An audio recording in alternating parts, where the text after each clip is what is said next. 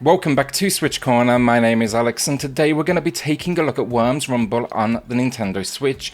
This is actually a game I've spent quite a bit of time with because it was a PS Plus title at launch, so I kind of checked it out on the PS5. But how does this Switch build stand up, and is it going to be worth your cash? Well, hit subscribe if you love the Switch, as much as we will do here. Join our growing family, and let's get started.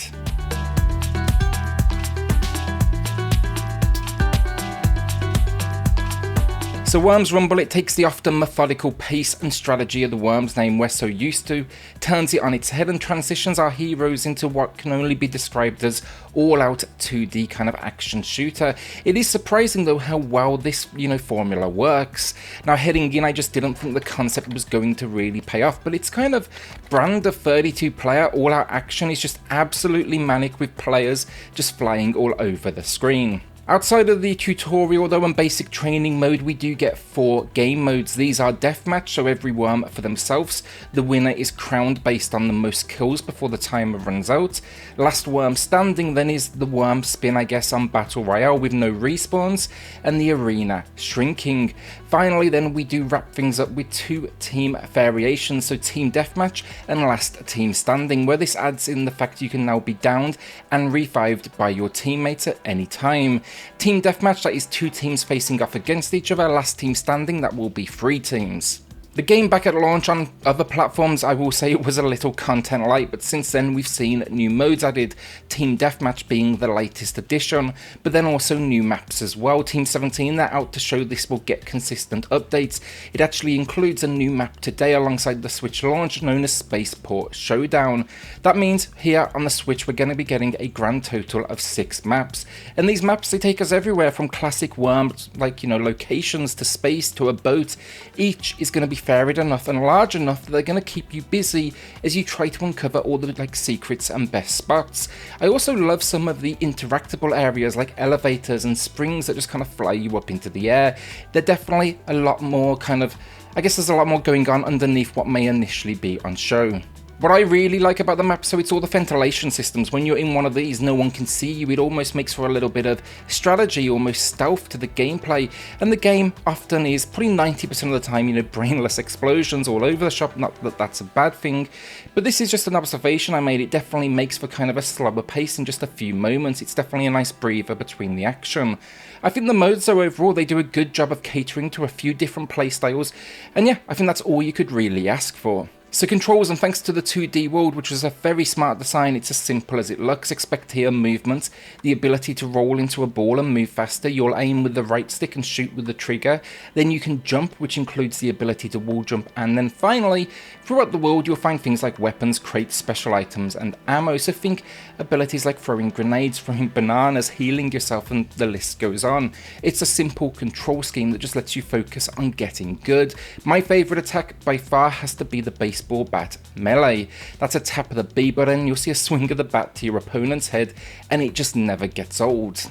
So finally, how is the community? Will this survive on the Switch, which, let's face it, Switch is not famous for its community sticking around online for too long? Good news, first of all, it does have a crossplay, which should keep it very much active. The bad news to go alongside this, though, the frame rate can be rocky at best, especially when there's a lot of action on screen. It is targeting 30 FPS, but it for sure fluctuates.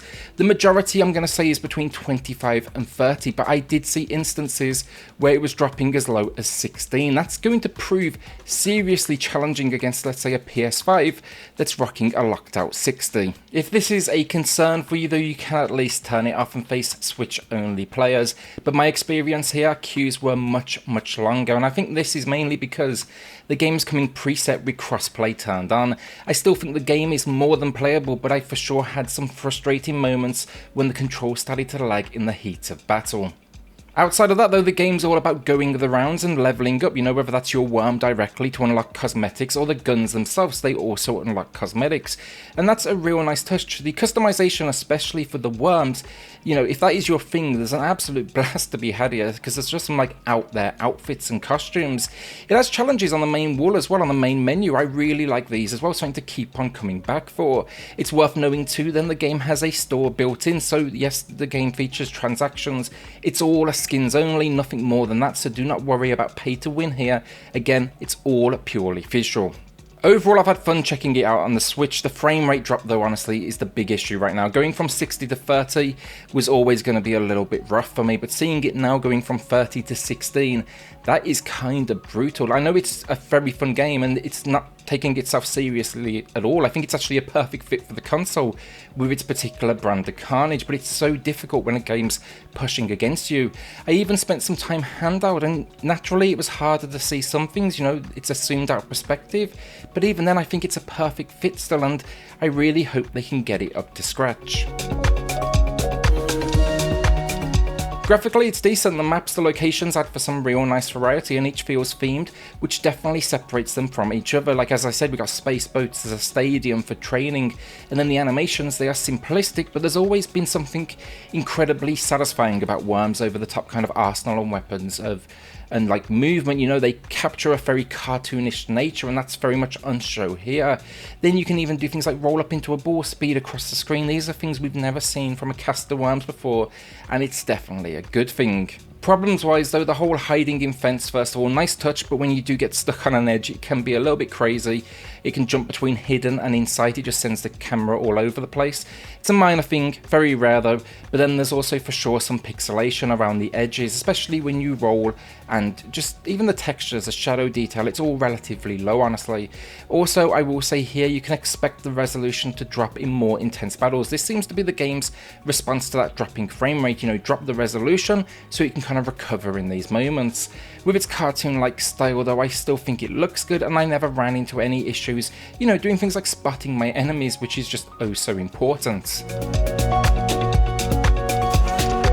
Finally, audio, and we get the usual and charming worm sounds as they kill everything in sight, hop about the screen, and the weapons are going off in like near unison. It's something Team 17 have been mastering for years now though. It makes sense no doubt they've got this huge back catalogue of just Worms audio. Where this one really surprised me though, I really did like the music. It kind of shifts from almost comical to epic movie score, and that was very cool to see. You can do this run in training mode, it's kind of a time mode against targets, and the music here just sounds like it was ripped right out of like an action movie in the 80s. I absolutely loved it.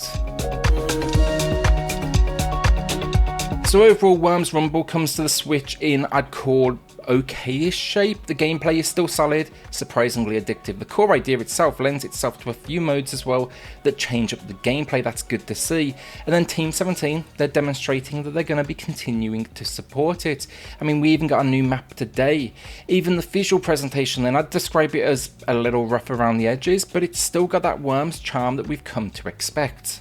Issues wise, first, I still think it needs more content. 4 game modes, 6 maps, but at least Team 17 are demonstrating their continuing support. The main one though, the frame rate, yes, it's mostly somewhere between 25 and 30, but it drops as low as 16, and that's also at times when you need the frame rate the most, when you're in like the thick of battle. They need to get it locked out at 30, just at least giving us a chance against those we're going to be playing against in crossplay. That said though, turn off crossplay and hope the wait isn't too long, if that doesn't bother you. At least that way you're going to find yourselves on an even battlefield. An average 5 out of 10 from me today. I still enjoy the formula. I just can see the Switch here is getting the weakest build of the game, unfortunately, and I just can't go any higher when we're talking about a competitive online game with frame rate issues and differences. Now if they can patch it up, at least just get rid of those sharp 16 FPS drops, then we are looking good, because this game is growing, it's starting to realize its potential, as I said, and we just need to now focus on performance for the Switch. Will you be adding this one to the collection? Have you added it already? With that, a shout out to the patrons of the channel who are just going above and beyond to support SwitchCorner. It helps more than you know, so thank you all so much. Now if you do want to check that out for yourself, I've linked it in the video description down below. Then hit subscribe if you love the Switch as much as we all do here. Join our growing family, and I'll see you all on the next video. Thanks everyone.